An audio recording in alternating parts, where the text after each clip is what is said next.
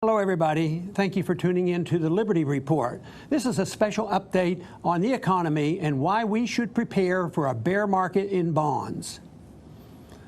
The problems we face today come from an attitude that there is such a thing as a free lunch.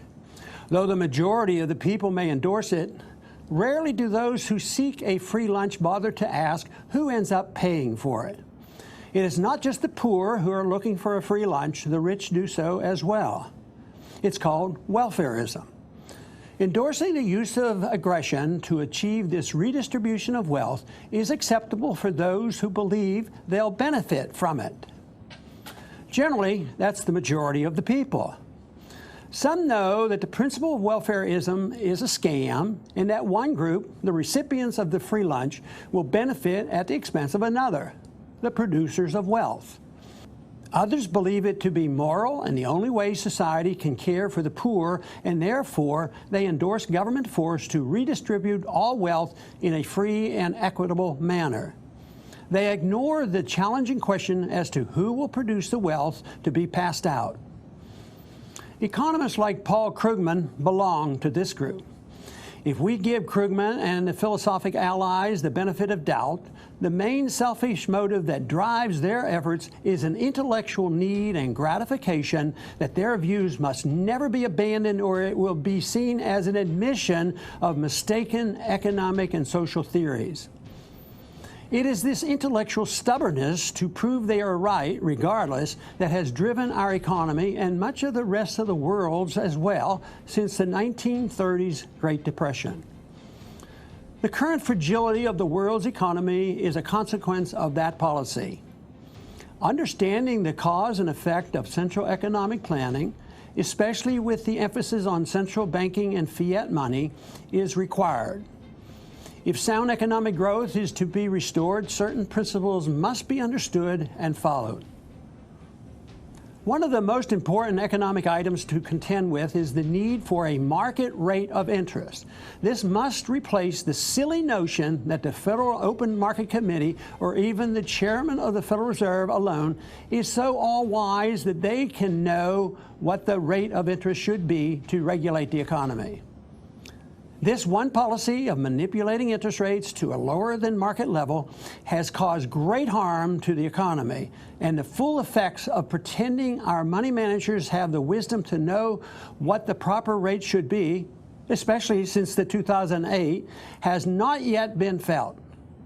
The consequences will not be minor. Surprises will be many, since we are in uncertain waters and the world has never faced the gross misallocation of capital that exists today. The process is self-limiting. It will come to an end, and it's not going to be far into the future. Interest rates, which are the cost of borrowing money when set by economic authoritarians, are literally price fixing. Fixing prices fouls up the machinery of a smooth-running economy. Interest rates have a pervasive influence on all economic transactions. Fictitious interest rates assure that accurate economic calculation is impossible.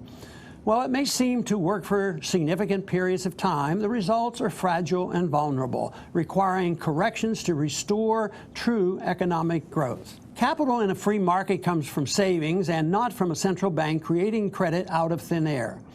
This in itself is inflation, regardless of what government optimistic reports of the CPI claim. The central bank's ability to plan the economy in this manner is a fiction and only leads to problems that overwhelm the markets, eventually wiping out the middle class.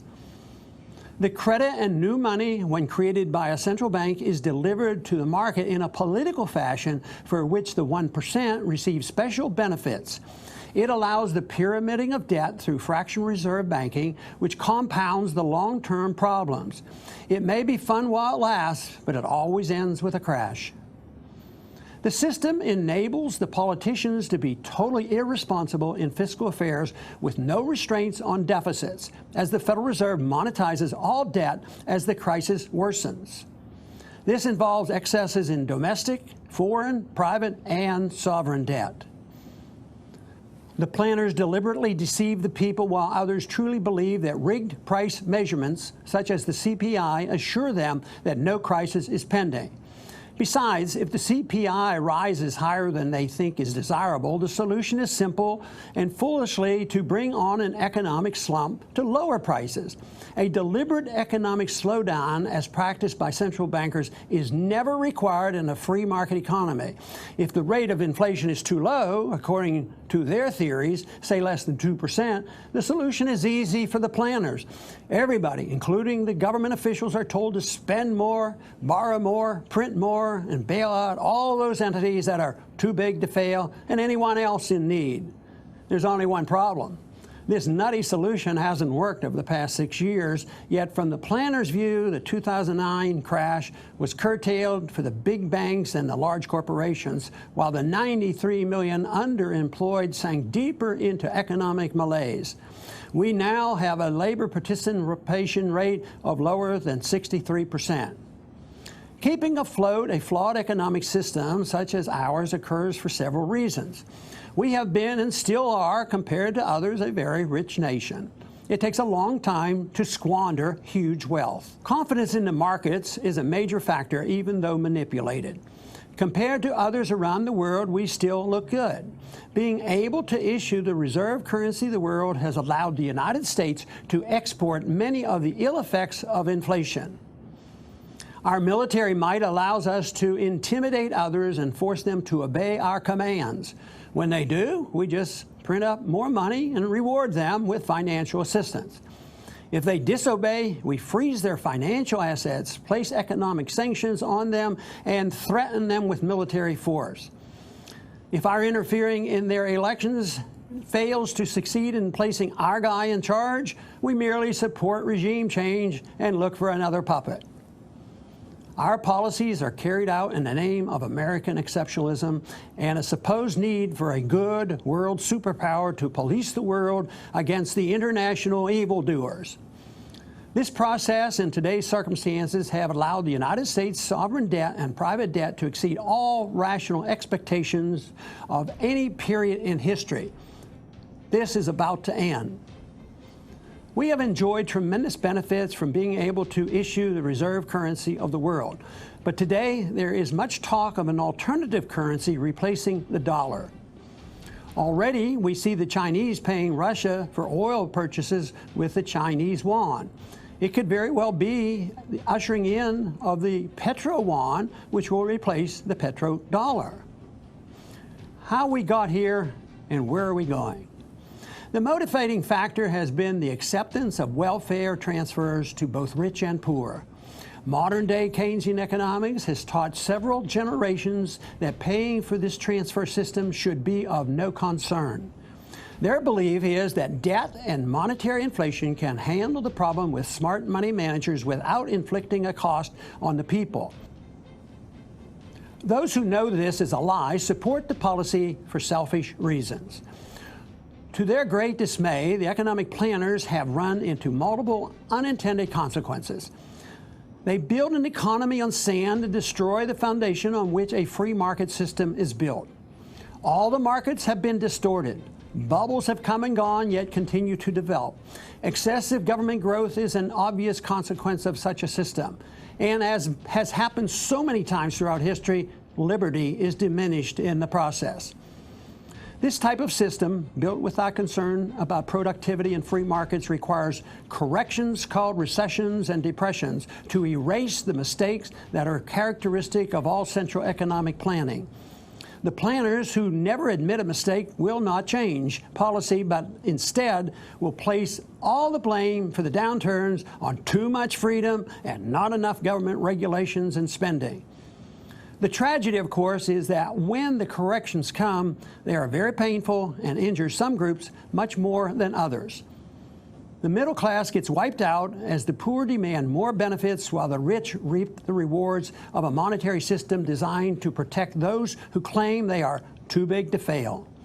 This includes special interests like the military-industrial complex, which could not exist without a system of debt, financial bubbles, inflation, and an aggressive foreign policy.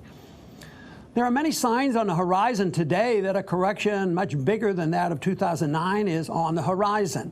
The size of the world debt is unbelievably huge. Despite the government reports, the economy remains very weak worldwide. Inflation, though denied by the government, is significant both as measured by the money supply as well as by the cost of many products.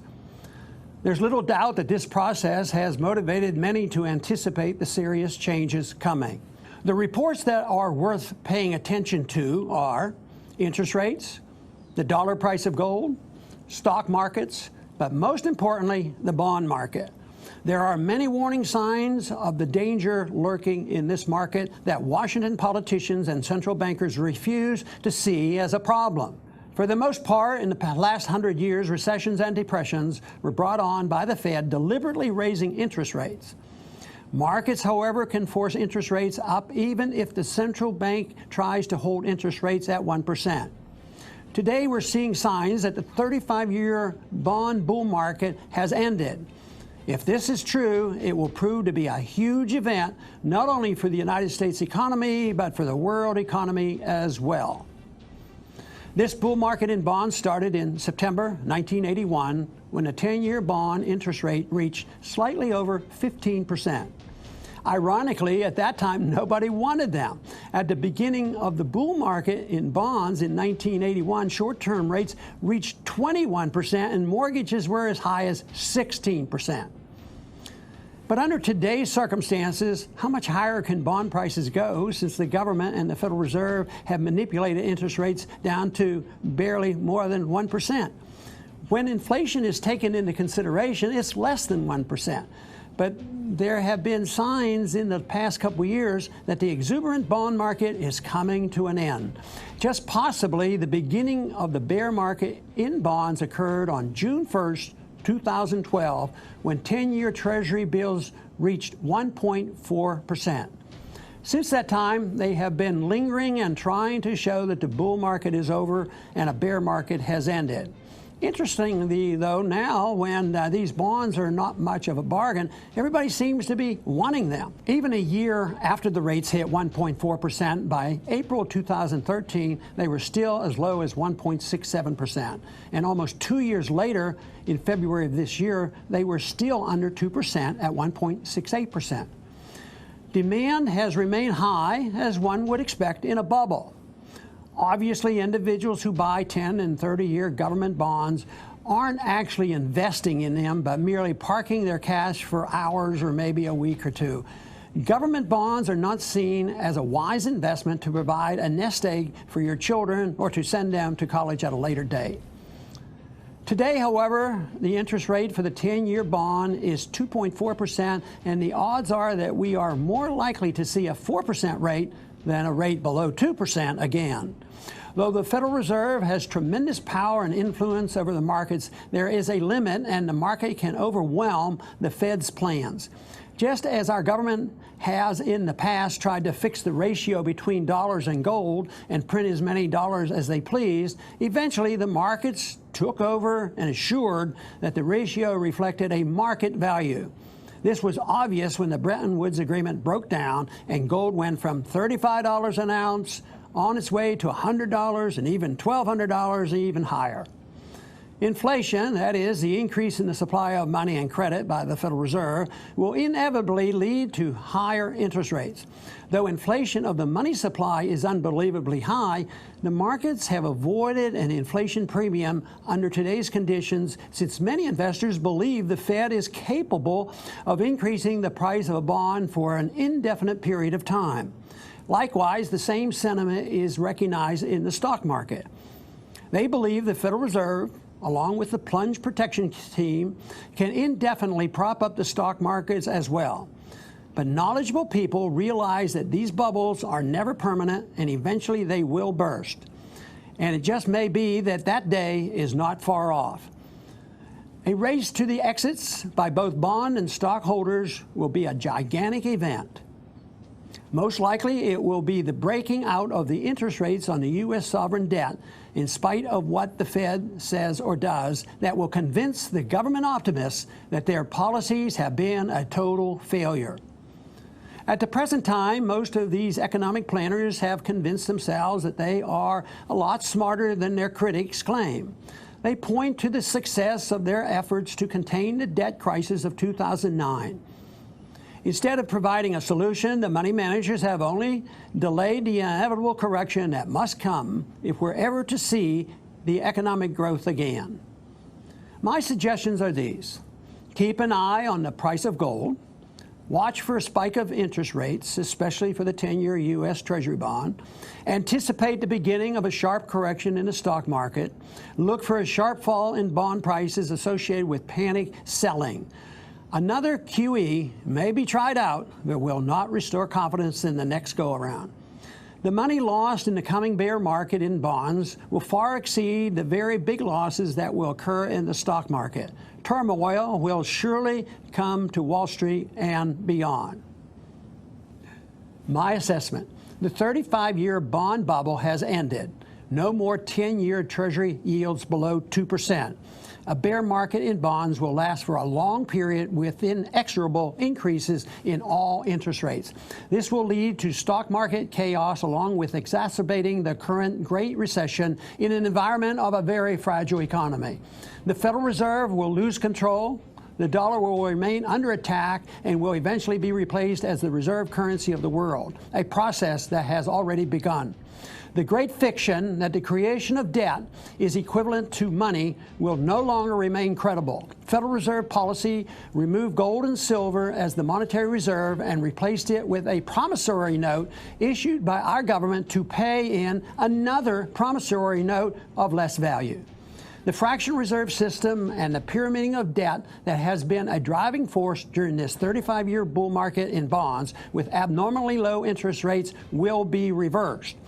It will be necessary for the current monetary system to be replaced by a new monetary order based on honest commodity money and elimination of the fraudulent system forced upon us in 1913.